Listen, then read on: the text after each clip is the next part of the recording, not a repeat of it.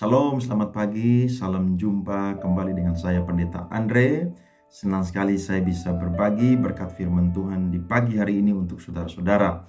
Saya akan bagikan firman Tuhan yang terambil dari Injil Matius, pasalnya yang ke-19 ayat 16 sampai ayatnya yang ke-26. Demikian bunyi firman Tuhan, orang muda yang kaya. Ada seorang datang kepada Yesus dan berkata, "Guru, perbuatan baik apakah yang harus kuperbuat untuk memperoleh hidup yang kekal?" Jawab Yesus, "Apakah sebabnya engkau bertanya kepadaku tentang apa yang baik? Hanya satu yang baik. Tetapi jikalau engkau ingin masuk ke dalam hidup, turutilah segala perintah Allah." Kata orang itu kepadanya, "Perintah yang mana?" Kata Yesus, "Jangan membunuh, jangan berzina, jangan mencuri, jangan mengucapkan saksi dusta. Hormatilah ayahmu dan ibumu, dan kasihilah sesamamu manusia seperti dirimu sendiri." Kata orang muda itu kepadanya, "Semuanya itu telah kuturuti, apalagi yang masih kurang?" Kata Yesus kepadanya, "Jikalau engkau hendak sempurna, pergilah, jualah segala milikmu dan berikanlah itu kepada orang-orang miskin. Maka engkau akan beroleh harta di sorga. Kemudian datanglah kemari dan ikutlah aku." Ketika orang muda itu mendengar perkataan itu, pergilah ia dengan sedih sebab banyak hartanya. Yesus berkata kepada murid-muridnya, "Aku berkata kepadamu, sesungguhnya sukar sekali bagi seorang kaya untuk masuk ke dalam kerajaan sorga. Sekali lagi aku berkata kepadamu, lebih mudah seekor unta masuk melalui lubang jarum daripada seorang kaya masuk ke dalam kerajaan Allah." Ketika murid-murid mendengar itu, sangat gemparlah mereka dan berkata, "Jika demikian, siapakah yang dapat diselamatkan?" Yesus memandang mereka dan berkata, "Bagi manusia hal ini tidak mungkin, tetapi bagi Allah segala sesuatu mungkin." Amin buat pembacaan firman Tuhan. Ternyata ada seorang muda yang datang menghampiri Yesus dan bertanya, bagaimana dia bisa yang namanya memperoleh kehidupan yang kekal. Dan pertanyaan dia ini, saudara-saudara, menarik karena ketika dia bertanya, dia menggunakan satu kalimat, perbuatan baik. Dia tidak tahu bahwa Yesus adalah pribadi yang menyelidiki hati, sehingga Yesus tahu bahwa apa yang ada di dalam hati anak muda tersebut. Kita seringkali, saudara-saudara, mau mencoba untuk menipu Tuhan dengan pertanyaan-pertanyaan kita. Padahal sebenarnya Tuhan sudah tahu bahwa apa yang menjadi tujuan maksud daripada pertanyaan kita. Bahkan juga Tuhan menyelidiki kita sehingga ada hal-hal yang tersembunyi Tuhan akan segera singkapkan dengan firman-Nya. Nah, ketika Yesus mendengarkan apa yang dia tanyakan, maka Yesus menjabarkan, saudara-saudara, kurang lebih hukum Taurat yang bersifat moral dari poin yang kelima sampai poin yang ke-10.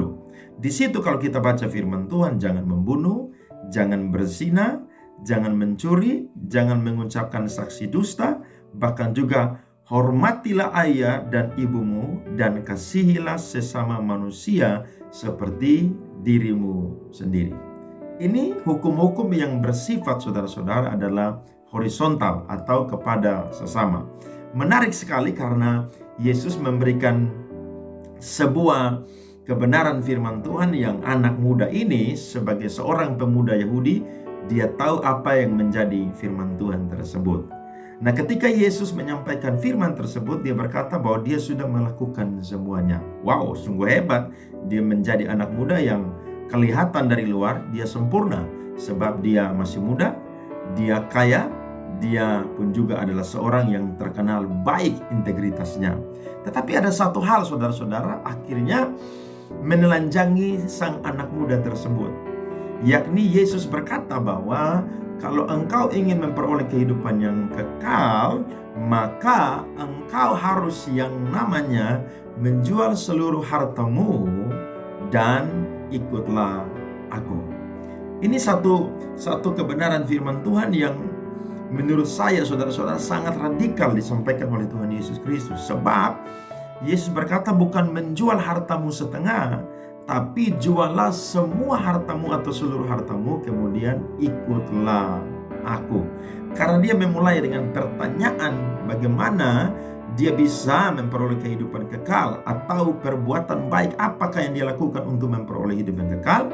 Maka Yesus pun juga menjawabnya dengan jawaban yang cocok dengan pertanyaannya. Dan Alkitab mencatat, ketika dia mendengarkan apa yang Yesus sampaikan, sangat sedih hati dia, dan akhirnya dia pergi meninggalkan Tuhan Yesus Kristus. Dari kisah ini, saudara-saudara, ada satu pertanyaan yang saya akan bagikan kepada kita semua. Menurut saya dan saudara, siapakah yang menjadi utama di dalam kehidupan kita? Apakah harta? Apakah popularitas? Apakah kekayaan? Apakah hal-hal duniawi yang kita banggakan? Ternyata saudara-saudara, kalau kita belajar dari sang anak muda ini, yang menjadi utama dalam kehidupan anak muda ini, saudara-saudara, bukanlah Tuhan Yesus Kristus, tetapi harta ataupun juga kekayaannya. Saya mendapatkan dua jawaban. Mengapa sang anak muda ini menjadikan harta, uang, atau kekayaannya yang menjadi utama dalam kehidupannya? Yang pertama adalah karena uang atau kekayaannya mengikat dia. Dia tidak sadar bahwa sebenarnya harta atau kekayaan itu cuma sekedar titipan warisan kendaraan yang Tuhan berikan, sehingga itu bisa dipakai untuk mempermuliakan nama Tuhan. Yesus menyuruhnya pergi untuk menjual seluruh hartanya, bukan berarti Yesus mau menjadikan dia seorang yang miskin. Tidak, saudara-saudara. Tapi Yesus ingin menguji dia. Kalau engkau mengasihi aku, engkau mau mengikut aku, bahkan engkau mau memperoleh kehidupan yang kekal, kehidupan yang sempurna, maka yang menjadi fokus utamamu bukanlah harta atau kekayaan, tapi yang menjadi fokus utamamu adalah aku, Kristus, Sang Tuhan dan juga Juru Selamat. Nah, ini menjadi PR bagi saya dan saudara untuk menjadi orang Kristen yang selalu bertanya kepada kehidupan kita setiap hari, siapakah yang menjadi utama di dalam kehidupan kita? Mungkin hari ini saudara berkata, Tuhan, saya cinta engkau. Tapi saya mau berkata, Tuhanlah yang paling tahu hati saya dan saudara. Mungkin engkau berkata demikian, tapi menurut Tuhan, hartamu lah yang paling utama.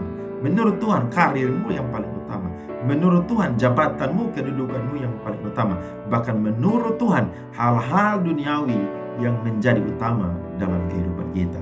Ini menjadi pelajaran bagi saya dan saudara untuk kita bisa respon, kemudian kita belajar, dan kita mau sungguh-sungguh menempatkan Tuhan di dalam kehidupan kita.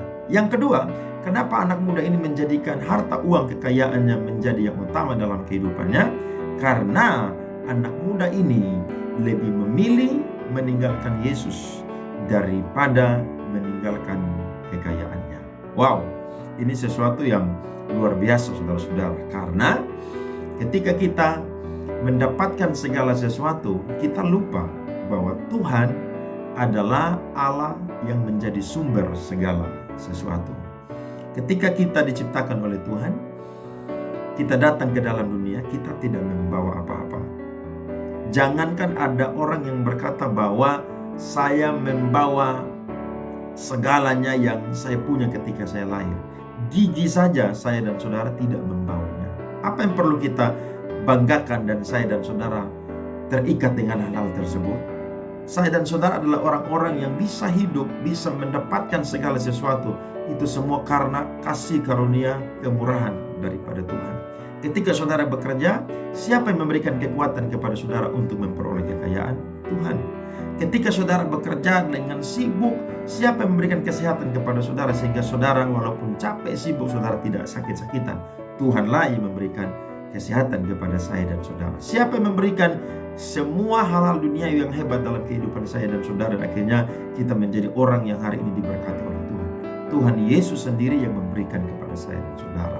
Saya mau berkata kepada kita, ayo ikutlah Yesus, iringlah Yesus, layanilah Tuhan Yesus, saudara-saudara, dengan segala yang kita punya. Kalau hari ini engkau diberi banyak, maka berikanlah yang banyak kepada Tuhan. Saya percaya bahwa ketika Tuhan mau memberkati saya dan saudara, Tuhan punya rencana. Bukan sekedar saya dan saudara memuaskan kehidupan kita, keluarga kita, komunitas kita, tapi saya dan saudara mau untuk yang namanya meninggalkan segala sesuatu yang duniawi dan memilih Yesuslah yang menjadi utama di dalam kehidupan kita. Saya percaya saya dan saudara akan jadi orang-orang yang menempatkan Tuhan ada di posisi yang utama dalam kehidupan kita, karena kita sadar bahwa Kristuslah yang utama di dalam kehidupan kita. Amin buat kebenaran firman Tuhan. Selamat menjalani hari ini. Percayalah, Yesus sayang saudara, Yesus pun juga sayang saya. Kita semua dicintai Tuhan, dan menikmati berkat Tuhan hari ini. Apa yang tidak pernah kau lihat dengan mata, dengar dengan telinga, timbul dari dalam hati, Tuhan akan menyediakan kepada saya dan saudara yang mengasihi Dia. Amin.